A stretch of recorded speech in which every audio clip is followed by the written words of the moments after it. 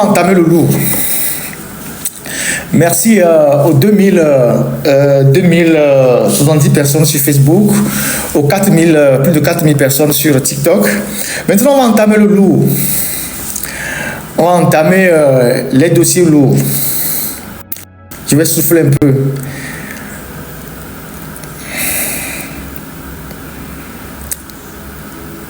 Voilà. Alors, il y a eu le colloque scientifique en hommage à Déman au 2 février, le lundi dernier. Je pense que c'était le lundi. Avant d'entamer ce sujet, je voulais faire une petite réflexion. Nous sommes à un niveau de notre pays où c'est de plus en plus inquiétant de constater que ce sont les personnes âgées qui devaient servir de modèle dans notre société pour les jeunes qui sont les plus dépravés dans notre pays. En tout cas, certaines personnes âgées. Pas tout le monde. En tout cas, certaines personnes âgées. Ceux qui sont sur la place publique. Normalement, c'est les jeunes qui devaient se plaindre. C'est des jeunes qu'on devait se plaindre. On devait se plaindre des jeunes quand les jeunes n'ont pas conscience de leur avenir, de leur vie, de leur futur. C'est des jeunes qu'on devait se plaindre. Mais aujourd'hui, ce sont certaines personnes âgées qui ne servent plus de modèle pour la jeunesse. Et c'est nous, les jeunes, qui les interpellons, qui disons, normalement, vous ne devez pas vous comporter comme ça. Dans la tradition africaine, quand il y a par exemple la famine, les vieux peuvent dire, ou bien les vieux doivent dire,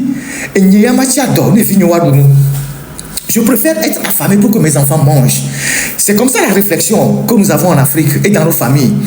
Quand il y a une certaine difficulté de famille, il y a la famine en Afrique, on a des difficultés à joindre le debout. Quand le papa va chercher de l'argent dehors, va se battre pour ramener de l'argent, le papa préfère être affamé pour que ses enfants mangent. Au Togo, les gens qui sont d'un certain âge et qui doivent être tranquilles à la retraite, ils refusent de quitter la scène pour que les jeunes puissent s'exprimer. Ils veulent manger jusqu'à leur tombe. Ils refusent d'être des modèles. Il y a que au Togo et au Cameroun qu'on voit ça. Au Togo, vous avez des jeunes qui sont au chômage jusque dans la retraite. Ils vont être chômeurs jusqu'à la retraite. Mais vous avez des vieux qui sont là. On les reconduit partout. Sénateurs, dans tel ceci, dans tel ça, dans tel. Donc, aujourd'hui, je voudrais placer rapidement, au détour de ce colloque-là, un mot sur M. Joseph Kofigo. Éminent avocat, ancien premier ministre de la République togolaise, ministre, président du parti CC, je ne me rappelle plus de son parti, je ne sais pas comment ça s'appelle, CFN, voilà, Confédération des Forces Nouvelles, c'est ça, qu'il avait créé après. La dernière fois, quand j'ai vu Joseph Kofigo au colloque, avec une photo tout souris devant, avec le tapis départ de l'hôtel de février, j'ai eu très mal et j'ai fait un post dans lequel il y a une petite erreur que je vais corriger. Kofigo n'est pas inconnu de la scène politique togolaise, c'est quelqu'un à qui le Togo, à travers la conférence nationale, en tout cas les forces démocratiques, ont confié une mission à la fois difficile mais noble pour conduire le Togo vers des horizons meilleurs. Mais chemin faisant, le 3 décembre 1991, il y a des gens qui n'avaient jamais voulu de cette conférence nationale souveraine et qui voulaient en finir avec la transition, a mobilisé son armée pour attaquer Kofigo à la primature. Attaque avec des armes lourdes. Il y a beaucoup de sang qui a coulé à la primature. On a exécuté les gens, on a assassiné les gens, on a massacré les gens. Des gens ont été tués dans cette attaque-là. Et au bout d'un affrontement violent de plusieurs heures, Kofigo lui-même, il a été arrêté et exhibé comme un trophée de guerre. Humilié, présenté à Yadéman comme un gibier qu'on vient de ramener de la guerre. Les images sont encore là, vous pouvez les trouver dans les archives. Dans la vie, quand tu perds ta dignité, tu n'as plus rien. La dignité est au-dessus de tout. Et donc, Kofigo a été traîné dans la boue. Même si après, Yadéman finit par faire un gouvernement d'union nationale, machin et tout ça. Donc Kofi Go a été traîné.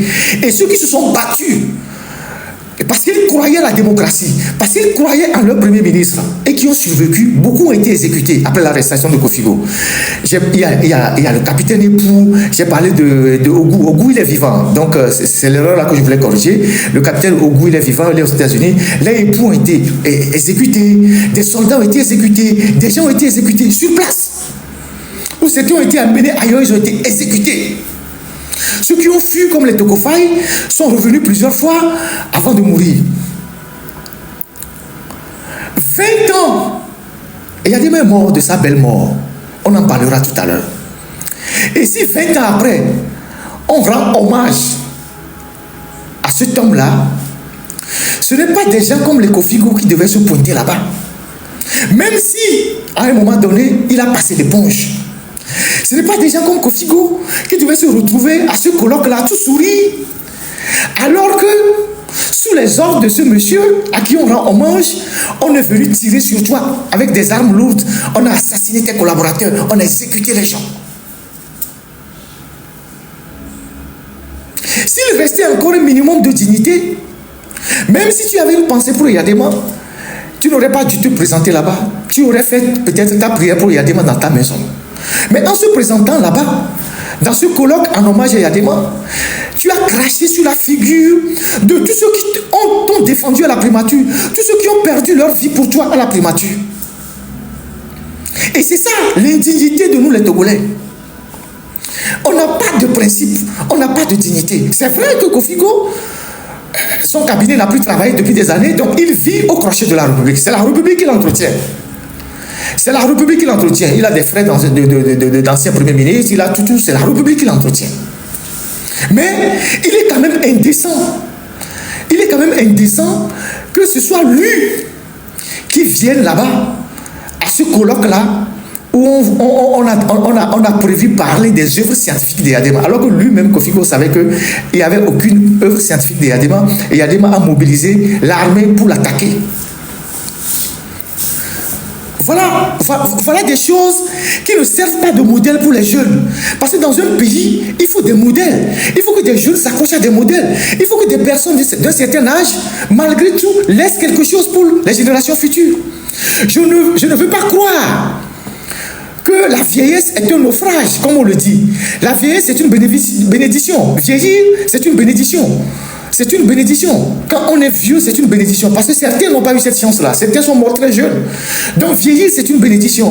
Donc je ne veux pas croire que la vieillesse, comme on le dit de façon vulgaire, est un naufrage pour certains. Donc, en termes, normalement, lui, il ne devait pas être là-bas. Tout le monde pouvait être là-bas, sauf lui. Donc, je voulais entamer les dossiers lourds en commençant par le cas Kofi Go. C'est une analyse, c'est une analyse débarrassée de passion, c'est une analyse claire et nette que j'ai voulu faire sur la présence de Kofi Go à ce colloque en hommage à Yadema par rapport au passé récent de notre pays avec tout ce qui s'est passé à la primature. Donc voilà ce que je voulais dire. Ça n'a rien de méchant, c'est l'analyse d'un journaliste. Point. Maintenant, vous vous rappelez que dans un de mes lives, ici présent, par rapport à certaines réalités de la région, de notre région, la région togolaise, je vous ai dit que les Togolais ne doivent rien attendre des pays voisins. Nous devons nous mobiliser nous-mêmes pour avoir notre propre liberté. Aucun pays voisin du Togo n'a jamais voulu que le Togolais se débarrasse de la dictature. Ni leurs dirigeants, ni leur population. J'ai fait cette analyse ici plusieurs fois. Et les gens sont tombés sur moi, les gens m'ont insulté. Je vous ai dit que aucun dirigeant en Afrique de l'Ouest ne souhaite le bonheur du peuple togolais. Et que les Togolais devaient se battre eux-mêmes pour libérer seuls de leur dictature. Si vous comptez sur les voisins, si vous vous battez pour le voisin, en pensant que le voisin, une fois que lui sera libre, va vous aider, vous vous trompez. De par l'histoire, je dis, de par l'histoire, je parle français, aucun peuple voisin ne s'est jamais mobilisé pour les Togolais. Ça, vous ne le savez pas. Il faut l'apprendre dès aujourd'hui et arrêter de gaspiller vos énergies dans les problèmes des pays voisins. Eux, ils ne se battent pas pour vous. Je vous l'ai dit plusieurs fois, les gens m'ont insulté. Je vous ai dit aussi que les Gnassingbé, ils ont 58 ans de pouvoir. C'est 58 ans de relations. C'est 58 ans de réseau. C'est 58 ans de connexion. C'est 58 ans de trésor de guerre. Ils ont un trésor de guerre infini. Ils ont de l'argent infini. Ils ont un trésor de guerre infini. Donc les gens qu'ils ont soutenus de tout leur règne leur sont redevables. Je vous ai toujours dit ça. Je vous ai toujours dit ça. Que les Gnassingbé, c'est 50 ans, 58 ans de relation, 58 ans de réseau. Le père a fait du bien à quelqu'un qui est redevable au fils. Le père a fait du bien à quelqu'un qui va soutenir le fils. Le frère a fait du bien à quelqu'un, même si cette personne se dit démocrate, la personne est redevable au fils. Je vous l'ai aussi toujours dit. Mais nous les Togolais, on est trop dans la passion. C'est dans le livre d'Osée, sur le plan biblique, qu'il a été dit, mon peuple meurt faute d'intelligence. Mon peuple meurt faute de réflexion, faute d'intelligence. Nous les Togolais, on est trop dans la passion. Mais dinabi, mieux so ameroube, la société tamé. Et nous gants que l'économie, agbagan que l'économie, mais pendant quoi béréo. Ameroube problème, il y a un ami à tort. Il y a un obligat. Ah, il faut faire ça, il faut faire ça. C'est ça nous les Togolais. Faut bien trouver les problèmes moi, Eli. Nous on la joue. Donc, vous avez vu tous ceux qui sont. Voilà, la troisième remarque. Je vous ai aussi dit ici, dans l'un de mes lives ou dans l'autre journal, que après la Première Guerre mondiale, quand les Allemands ont été vaincus au Togo en 1914, et que après le condominium, vous savez, après la Première Guerre mondiale, il y a eu un condominium franco-britannique. Le condominium, c'est un système juridique où un pays est mis sous l'administration de deux pays qui l'administrent. Donc, il y avait un condominium franco-britannique. Et quand vous voyez le palais de gouverneur, là où il y a aujourd'hui, comment ça s'appelle ça, là où Kofi a occupé la primature, je ne sais pas si c'est là où il y a aujourd'hui le centre culturel ou quelque chose comme ça. Vous voyez le palais du gouverneur. Quand vous allez dans les archives, vous allez voir sur le palais du gouverneur deux drapeaux qui flottaient après la Première Guerre mondiale. Le drapeau britannique et le drapeau français. Donc, après la Première Guerre mondiale, il y a eu une courte période où le Togo est resté sous, je ne dirais pas la tutelle, mais sous l'administration franco-britannique. Ça s'appelle condominium. Donc, et avant qu'on ne fasse le partage, formellement le partage, pour que le Togo britannique soit rattaché au Ghana. Donc, il y a eu ce condominium-là d'une courte durée. Et puis après, le Togo a basculé sous la tutelle de la France, avec la SDN et tout ce que... Voilà, le palais des Hauts de Marne, avec la SDN et tout ce que vous pouvez imaginer. Dès que les Français ont pris le Togo sous leur administration, la première décision que les Français ont prise au Togo, c'est d'effacer toutes les traces de la colonisation allemande, en commençant par la langue. Parce que jusqu'en 1920, dans l'administration togolaise, c'est l'allemand qu'on parlait. C'est pour ça que vous avez encore des vieux, vous avez encore certains de nos grands-parents qui parlent encore allemand dans les villages. C'est l'allemand qu'on parlait dans l'administration togolaise. Jusqu'en 1914, jusqu'en 1920, c'est l'allemand qu'on parlait. Donc, dès que le Togo est passé sous l'administration française, la première décision que les Français ont prise, c'est d'effacer toutes les traces de la présence allemande, en commençant par la langue, et changer aussi les petits bouquins, les livres et tout ça.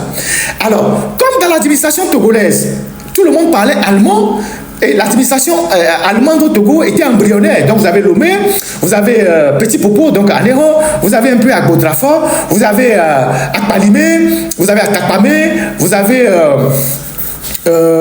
Sokolé, vous avez le cercle de Bassa, Sansane Mango, un peu d'Apan. Donc dans tous ces embryons allemandes là, il y a des Togolais, et les Togolais parlaient allemand.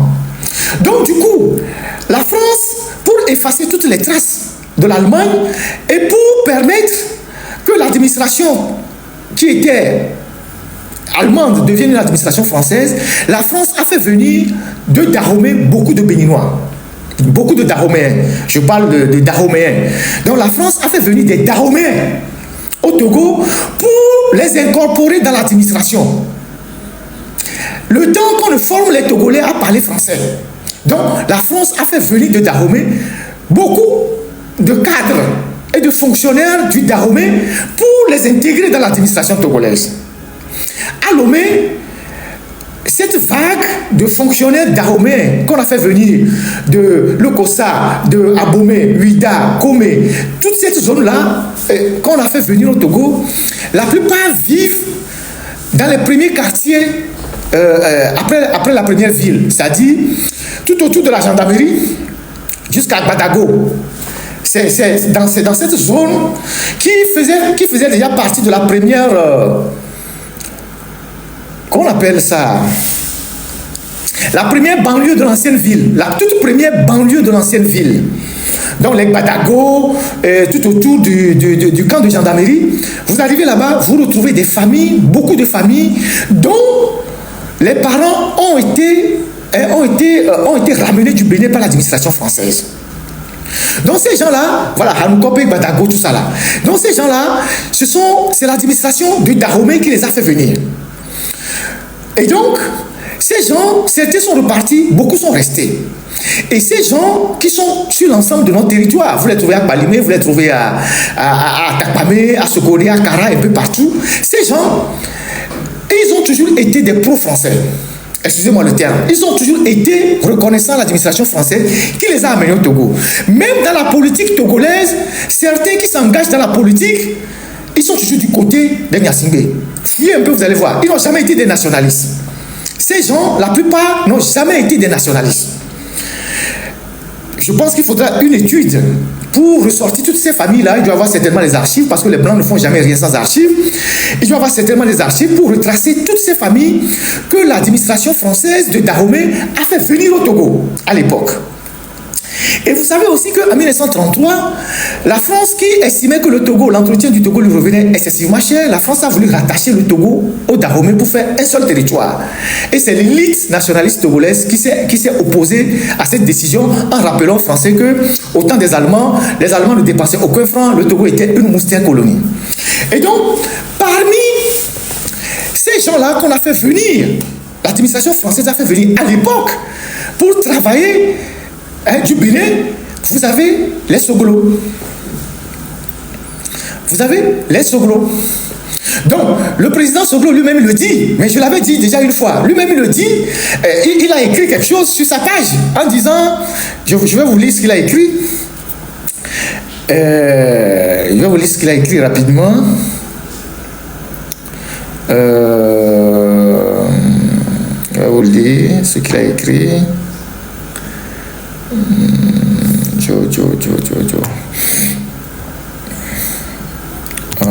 Faut que je le retrouve. Faut que je retrouve ce qu'il a écrit. Parce qu'il a fait l'objet de critiques violentes qu'il a été obligé de sortir pour faire une mise au point. Mais c'est ça que je cherche.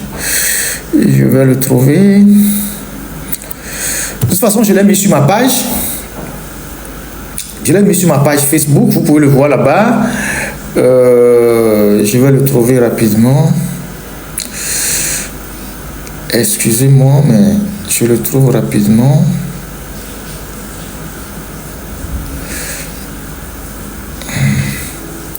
Il dit ceci. Il est important... Je vais vous décortiquer tout ça petit à petit. Il est important de savoir que le président Eyadema est dans un lointain passé, alors qu'il était dans la coloniale, donc il voulait parler de l'armée coloniale, était sous les ordres de mon cousin, le général Soglo.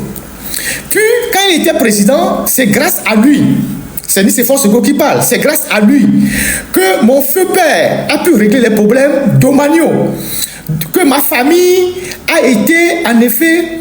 les problèmes d'Omagno que ma famille avait dans la région de la Kosso. Mon père a été en effet un administrateur colonial dans cette partie du Togo. Enfin, quand j'ai moi-même été président, j'ai bénéficié des judicieux conseils d'Eyadema. C'est donc naturellement que je réponds positivement à l'invitation de mon fils, le président Faure Gnassingbé, pour honorer la mémoire de son père. Voilà. Vous vous rappelez que entre-temps, Soglo était venu au Togo et avec Faure, ils sont allés dans la Kosso. Parce que la famille Soglo avait pour base Atakpamé, mais comme son père était de l'administration coloniale, ils ont des terrains ruraux à Badou, un peu partout, vers Tomegbe, tout ça, ils ont des trucs là-bas. Et il y avait des problèmes fonciers là-bas. Et donc, il est venu solliciter l'appui de fonds pour aller régler ce problème-là. Et les deux se sont déplacés à Badou. Ça, c'est la parenthèse. C'est une parenthèse. Mais, donc, je vous rappelle, ça m'a de Badou, voilà. Je vous rappelle que, donc, les Français ont fait venir beaucoup de ces Dahoméens qu'ils ont incorporés dans l'administration togolaise pour effacer les traces allemandes, et beaucoup sont restés. Certains sont repartis, mais beaucoup sont restés, sont devenus togolais. Et ces gens-là, si vous les connaissez très bien, parce que la politique aussi est liée à l'histoire. La politique est liée à l'histoire. Ces gens-là, si vous les connaissez très bien, vous verrez que dans leur positionnement, ils sont toujours du côté de l'administration française, ou soit, quand vous êtes là, ils ne sont jamais du côté des indépendantistes ou bien des nationalistes. Ils sont toujours du côté des gens. Donc, dans le cas précis, ces gens-là, si vous cartographiez ces familles-là, ils sont toujours du côté des Niassibé. Ces familles-là. Ça, c'est une parenthèse. Maintenant, revenons à Soglo. Je viens de parler de Kofigo tout à l'heure. C'est quand même regrettable pour Soglo, parce qu'il est de certain âge, et en plus, lui, il est l'ancien chef d'État. Il est en train de jouir de la retraite d'un chef d'État. Il sait que quand on abandonne le pouvoir, on ne meurt pas. Il jouit d'un statut d'ancien chef d'État. Il devait être un exemple à suivre pour les jeunes qui gouvernent nos pays. Mais autant il se bat dans son pays pour la démocratie, au Togo, il est du côté de la dictature. Et pourtant, il y a des mois dont lui, Soglo, il vient honorer la mémoire, mais ne lui a fait que des coups pendant qu'il était au pouvoir. Et je vous explique. Dans les années 96, 94, 95, 93, 94, 95, Eyadema était très agacé que Soglo, et ses forces Soglo, puissent apporter son soutien aux opposants togolais qui se sont installés à Cotonou. Donc Eyadema voyait d'un très mauvais œil que des opposants aillent faire leur quartier général à Cotonou, certains au Ghana, et que Soglo leur apportait de temps en temps du soutien pour le déstabiliser. Donc Eyadema a décidé de déstabiliser Soglo. Et en faisant revenir Kérékou aux affaires. Alors, qu'est-ce qu'ils ont fait? À partir de 95, ils ont commencé à infiltrer le Bénin. Ils ont commencé à infiltrer le Bénin avec Daoukou Péré, qui était président de l'Assemblée nationale. Donc, Daoukou Péré faisait des visites régulières au Bénin. Il allait voir Adrien Mougbedi, il allait voir Bruno Amoussou, qui étaient des alliés de Soglo. Il allait les voir. Donc, c'est une délégation officielle qui rentre au Bénin, mais il était porteur d'un autre message. Donc, ils allaient rentrer au Bénin et ils allaient voir les deux personnalités. Et janvier 96, les élections au Bénin, c'était en avril, janvier 96, et Adima fait venir Kérékou à Pia, il le reçoit et il lui donne beaucoup de moyens financiers et il lui dit il faut qu'il aille aux élections et que le Togo va le soutenir. Entre-temps, on fait venir Adrien Mougbedi au Togo et Adrien Mougbedi est venu au domicile de Daoukou Péré à la caisse. Et on lui a remis le nécessaire avec les consignes. Il avait garé sa voiture de l'autre côté de la frontière au Bénin. Donc les Togolais sont allés le chercher. Le président de l'Assemblée nationale du Togo, donc une délégation officielle, donc une voiture qu'on ne peut pas fouiller avec tous les trucs diplomatiques, est allé le chercher. Il est venu au domicile de Daoukou Péré à la caisse. Et on lui a remis aussi le nécessaire. Quand je parle du nécessaire, vous savez de quoi je parle. On lui a remis le nécessaire avec les consignes, tout ça. Et Daoukou Péré est parti le déposer à Ilakondi. Il a repris son véhicule et il est rentré. Ensuite, Bruno Amoussou, Daoukou Péré s'est déplacé lui-même pour aller le traiter au Bénin lui-même. Et donc, au mois de février, tous ces gens ont fait des déclarations qu'ils ne vont pas soutenir Soglo et que c'est Kérékou qu'ils vont soutenir pour que Kérékou revienne au pouvoir. Et ce coup, c'est Yadima qui l'a fait à Soglo. Et donc, ce Soglo qui vient aujourd'hui dire que lui il est venu pour saluer la mémoire de Yadima. Et Yadima qui a mis beaucoup de moyens pour le faire perdre le pouvoir pour que Kérékou revienne. Vous voyez que les gens ne sont pas conséquents envers eux-mêmes. Ils ne vivent que du présent. Ils ne tiennent pas compte du passé. Donc, j'ai voulu rappeler Et cet épisode-là est embrayé avec le reste de mon débat. Donc, vous avez vu quand j'ai dit aucun pays voisin ne cherche du bien à nous les Togolais. À la limite, tous ces pays voisins ont intérêt à ce que le Togo, le régime du Togo, puisque le régime du Togo a beaucoup d'argent, que le pouvoir des Gnassingbé, puisque les Gnassingbé achètent aussi les voisins pour avoir la paix. Ils débloquent beaucoup d'argent. C'est pour ça que nous n'avons pas d'école, on n'a pas d'hôpitaux, on n'a pas de routes, on a de bas salaires, on a des salaires de misère. Parce qu'une grande partie des recettes du pays, les Gnassingbé l'utilisent pour graisser les pattes aux voisins, pour être en paix avec eux ou bien pour avoir des alliés. Donc, alors, et vous avez vu tous ceux qui sont venus à Bia. Ça, c'est la face visible de l'iceberg. Vous avez vu Mahamadou Issoufou, Niger. Il est venu par un avion militaire. Et je vous ai parlé de Mahamadou Issoufou. Dans un live ou dans une émission, je vous ai dit que Mahamadou Issoufou, quand il devait être candidat pour les élections au Niger, pour le premier mandat, c'est Fol qui a financé sa campagne. Je vous ai dit ça. Je vous ai dit que Julie Beguetou, qui est une maîtresse de Ford, est partie au Niger avec 40 véhicules 9 4x4 avec de l'argent. Je vous ai bien dit ça. Je vous avais dit ça, si vous ne vous rappelez pas. Je vous ai dit ça. 40 véhicules 4x4 neufs achetés par le Togo. Alors qu'on n'a pas d'ambulance, on n'a pas de véhicules pour nos fonctionnaires, on n'a pas on n'a pas de scanner. On a pris 40 véhicules 4x4 pour aller donner à Issoufou. Quand vous voyez Issoufou à Lomé, à Pia pour rendre hommage à Ford, vous croyez que c'est gratuit? La question même est de savoir si Ford fêtait les 20 ans du décès de son père ou bien il fêtait les 20 ans de son pouvoir. On va régler ça tout à l'heure. Donc Issoufou était là. Il était là. Tranquille. D'ailleurs, c'est lui-même qui est en réalité le vrai président aujourd'hui du Niger. Parce que c'est lui qui a poussé le militaire à renverser son ami pour qu'il conserve le pouvoir. C'est lui qui décide. Donc il était là. Donc ces gens-là, ils s'en foutent de nous. Et vous allez voir que la semaine qui vient de se terminer, la télévision du Niger a consacré un documentaire à Yadema. Vous avez suivi ça? Sur la télévision nationale du Niger, on a consacré un documentaire à Yadema pour parler de lui en tant qu'homme de paix, homme de ceci, de ça, de ça. Donc, Issoufou était là. Vous pensez qu'il était là gratuitement? En repartant, on va lui remettre aussi le nécessaire. Tout ça, c'est au détriment des caisses du Togo. Ils sont allés l'inviter, il est venu, il a été logé gratuitement. Quand il va repartir, on va lui remettre un peu d'argent. Il va avoir le nécessaire. Vous avez Pascal Bodiona qui est allé au Tchad. Vous l'avez vu, c'est sa première sortie officielle. Depuis qu'il est retourné à la maison, vous l'avez vu au Tchad. Et il a dit qu'il a été envoyé par le chef de l'État, machin, vers son homologue et tout ça. Vous l'avez vu au Tchad. C'est vrai que c'était sa première sortie. Normalement, bon, il est ministre sans trop. C'est vrai qu'il a rejoint Ford Gnassingbé depuis longtemps, mais Ford aussi, étant très très malin, ne veut pas lui donner un grand poste de responsabilité, toujours méfiant. Bodion aurait bien voulu être gouverneur de Lomé, en tout cas c'était son souhait, mais Ford lui a donné un ministre sans portefeuille avec conseiller à la présidence, mais bon, pour le moment. Donc, ils l'ont envoyé au Tchad. Et pour transmettre une lettre d'invitation officielle au président tchadien pour Goukouni Oudeye. Goukouni Oudeye, c'est qui Goukouni Oudeye? Goukouni Oudeye était le président du Tchad de 1979 à 82, si mes souvenirs sont bons. C'est lui, donc c'est Bodiona qui est parti remettre cette lettre-là pour qu'on puisse inviter officiellement Goukouni Oudeye, qui est un ancien chef d'État. Goukouni Oudeye, c'est celui qu'on a décoré, qui a mis le turban. Le turban sur la tête quand ils ont fait la décoration. C'est quelqu'un qui est âgé, il doit avoir 81 ans.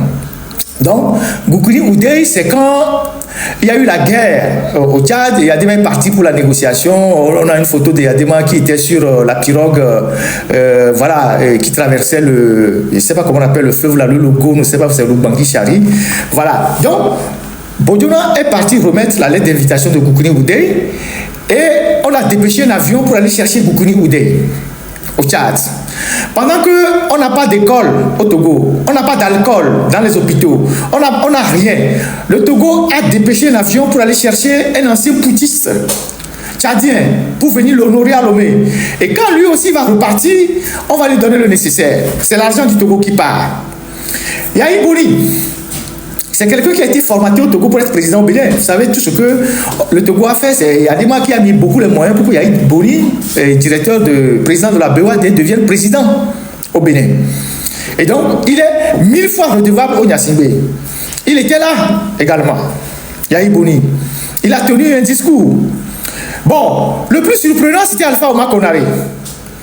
Tout le monde a été surpris de le voir parce qu'il était le plus virulent en tant que président de la Commission de l'Union africaine en 2020, à condamner le coup d'État. Oui, lui, c'est Amiral Sikloski.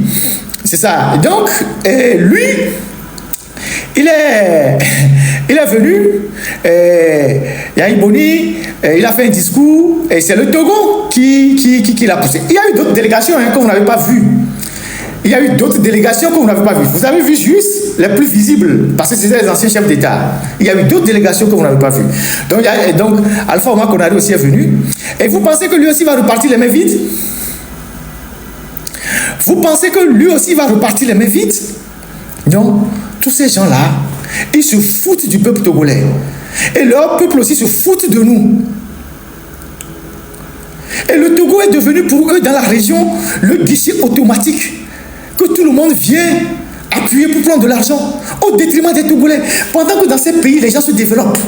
Pendant que dans ces pays, les gens construisent les routes. Chez nous, l'argent qui doit servir à construire les routes, à construire les universités, à construire les hôpitaux, à donner des bourses aux étudiants, à équiper, on prend ça pour donner aux gens.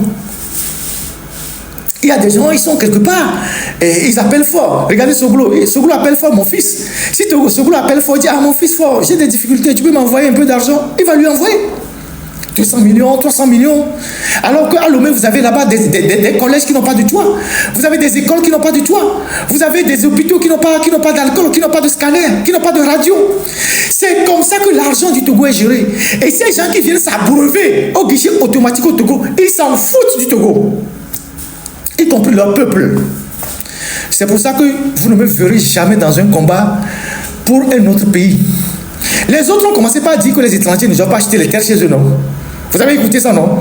Il y a des gens qui ont dit les étrangers ne doivent pas acheter des terres chez eux. Quand on parle d'étrangers, ça veut dire que nous aussi on est dedans. Et pourquoi eux doivent acheter des terres chez nous? Moi je suis très patriote. Si on interdit à un Togolais d'acheter des terres dans les autres pays, pourquoi eux doivent acheter des terres chez nous? Pourquoi eux ils doivent acheter tous les immeubles au grand marché chez nous? Il faut que chacun reste chez lui et que chacun reste dans le pays de l'autre en locataire. Vous pensez que derrière tout ce que vous voyez comme panafricanisme là, c'est un nationalisme qui existe en Afrique. C'est un repli. C'est un nationalisme. C'est un protectionnisme. C'est nous qui sommes naïfs, qui pensons que les autres luttent pour nous. Chacun lutte pour protéger son peuple. C'est ça la réalité. C'est ça la réalité, la triste réalité. C'est ce que vous ne voyez pas. Chacun lutte pour protéger son peuple, même contre ses voisins immédiats. Si les autres disent qu'on ne doit pas venir acheter des terrains chez eux, pourquoi eux ils achètent chez nous? Si les autres disent qu'ils vont annuler les titres fonciers des étrangers qui ont acheté des terrains chez eux, pourquoi nous on ne va pas annuler les titres fonciers des étrangers qui achètent des terrains chez nous? Surtout que la loi togolaise interdit aux étrangers d'acheter des terres chez nous. Vous savez ça? Depuis le temps de Sylvanus Olympio, seul le chef de l'État, seul le président de la République a le droit d'autoriser un étranger à acheter une terre chez nous. Aujourd'hui, vous allez à l'intérieur de notre pays, les gens ont acheté des terres partout, au détriment de nos propres frères, de nos compatriotes. Et nous, on est là à rire. On est là, on rit. On dit non, mais attendez. Au Sabidomia. C'est-à-dire que je ne comprends pas. Au Sabidomia. Millénaire. C'est-à-dire, nous, quel est Joremia Dio? C'est-à-dire, c'est quoi notre problème? Donc, tous ces gens-là, ils sont venus à Kara parce qu'ils sont redevables au Gnassingbé. Et donc, tous ces anciens chefs d'État que vous voyez là, eux-mêmes, ils constituent des réseaux. S'il faut un problème demain et qu'il appelle Alpha Oumar Konaré, Alpha Oumar Konaré, c'est quel bouton il va appuyer pour aider fort. S'il faut rappeler demain Mamadou Issifou, il sait quel bouton il va appuyer pour aider fort. S'il appelle Soglo, Soglo sait quel bouton il va appuyer pour aider fort. S'il appelle Yahi Boni, il sait quel bouton Yahi Boni va appuyer pour aider fort. C'est ça. C'est ça les réseaux qui leur permettent de se maintenir au pouvoir, de fragiliser des décisions dans certaines institutions comme la CEDEAO, dans d'autres institutions. Quand c'est le Togo, tout le monde ferme les yeux parce que tout le monde vient manger au Togo. Le Togo, tout le monde vient manger au Togo. Donc tout le monde a intérêt à ce que le régime togolais soit là pour qu'on vienne prendre de l'argent au détriment du peuple togolais. C'est ça la triste réalité que vous ne voyez pas. Donc, par rapport aux événements de Kara, voilà ce que moi j'ai voulu dire par rapport à la présence de tous ces gens-là. Et ça doit nous permettre de comprendre que oui, Amérique peut Américain Véro là, c'est Vévénami. 2 ou 3 personnes vont se plaindre pour nous. Mais la majorité là, ils s'en foutent. Ils s'en foutent. Ce n'est pas leur problème. Comme quelqu'un le dit, allumons nos cerveaux. Et libérons-nous. Nous-mêmes. Libérons-nous nous-mêmes. Quand on va finir de se libérer, on verra ce qui va se passer. Quand nous allons finir de nous libérer, s'il faut nationaliser les terres, on verra. S'il faut déposséder les gens, on verra. S'il faut faire ci, on verra. Libérons-nous. Au lieu de perdre nos énergies dans des combats qui ne nous regardent pas, parce que les autres s'en foutent de nous.